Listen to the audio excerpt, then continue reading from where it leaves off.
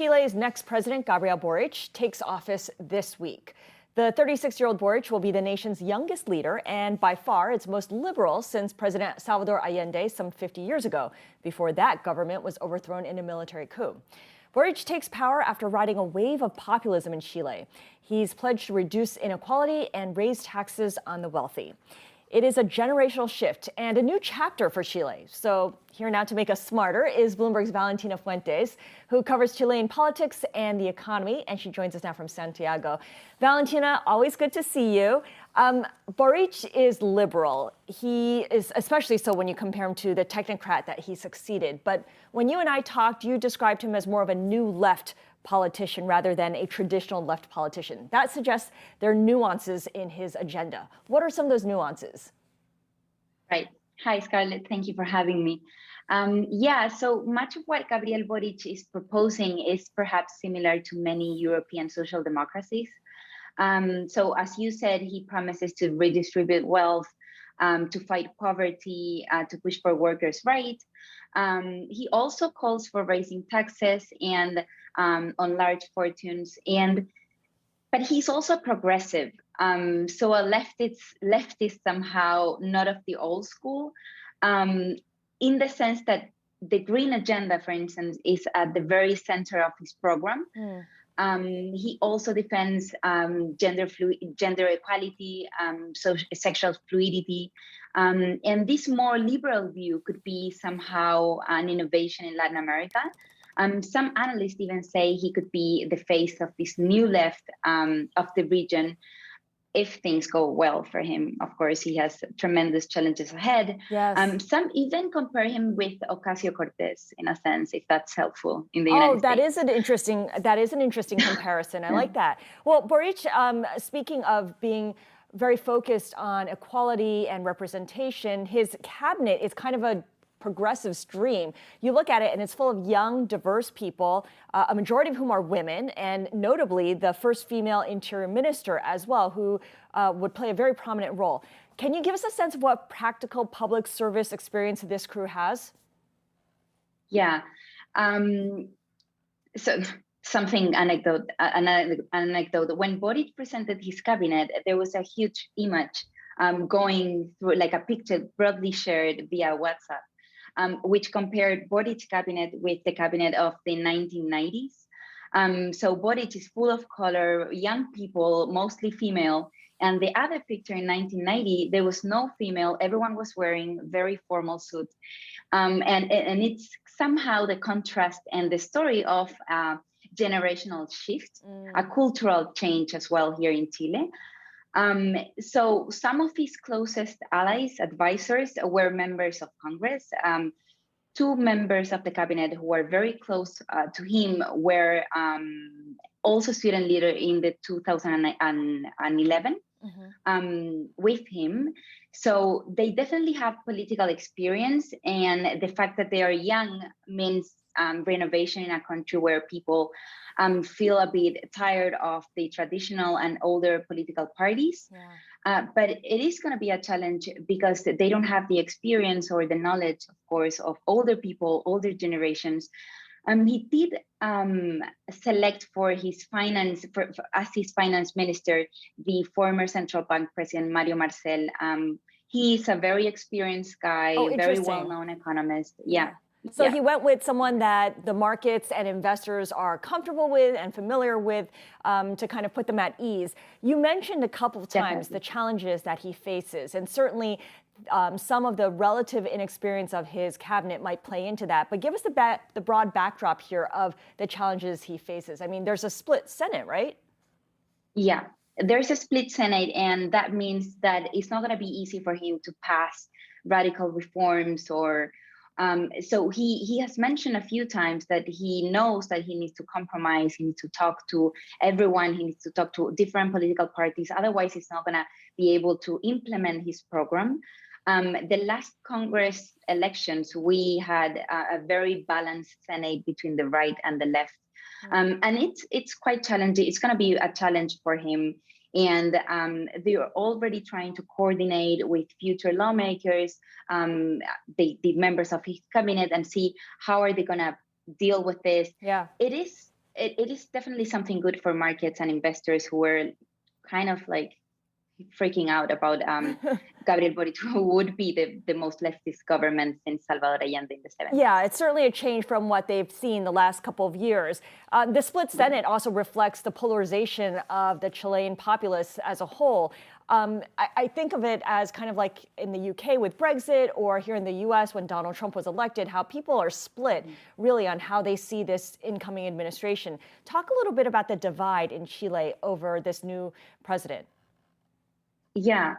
So the last presidential election was probably the most polarized election we've had in the last decades.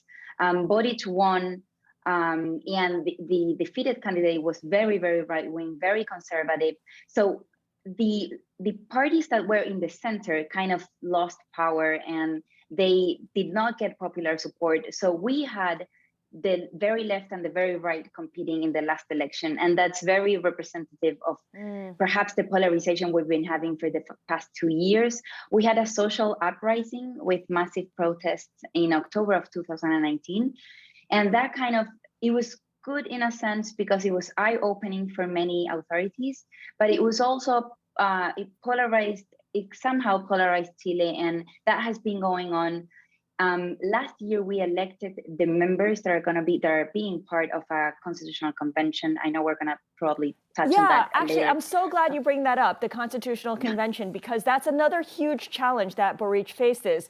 The fact that Chile is writing its constitution from scratch with a deadline that's quickly approaching. Now, Boric doesn't actually play a direct role in the writing of this constitution, but I imagine that he could get caught up in some of the drama that might result if some of the more radical proposals that are out there pass, right? Yeah, definitely. So the Constitutional Convention is an independent body that people elected. It's 154 members.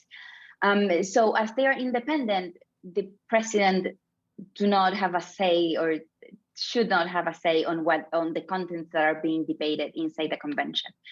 But when we elected the members, Boric, many people from the Boric coalition won, and so they have quite few seats in the convention right now.